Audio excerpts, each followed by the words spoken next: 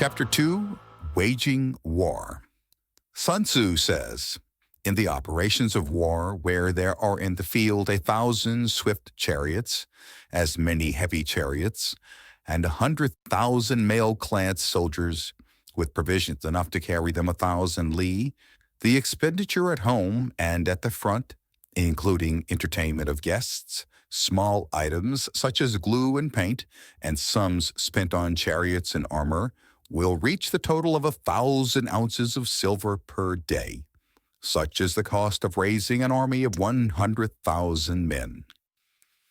When you engage in actual fighting, if victory is long in coming, then men's weapons will grow dull and their ardor will be damped. If you lay siege to a town, you will exhaust your strength. Again, if the campaign is protracted, the resources of the state will not be equal to the strain. Now, when your weapons are dulled, your ardor damped, your strength exhausted, and your treasure spent, other chieftains will spring up to take advantage of your extremity. Then no man, however wise, will be able to avert the consequences that must ensue. Thus, though we have heard of stupid haste in war, cleverness has never been seen associated with long delays. There is no instance of a country having benefited from prolonged warfare. It is only one who is thoroughly acquainted with the evils of war that can thoroughly understand the profitable way of carrying it on. The skillful soldier does not raise a second levy, neither are his supply wagons loaded more than twice. Bring war material with you from home, but forage on the enemy. Thus the army will have food enough for its needs. Poverty of the state exchequer causes an army to be maintained by contributions from a distance.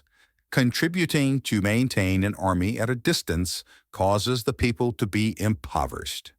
On the other hand, the proximity of an army causes prices to go up, and high prices cause the people's substance to be drained away. When their substance is drained away, the peasantry will be afflicted by heavy exactions.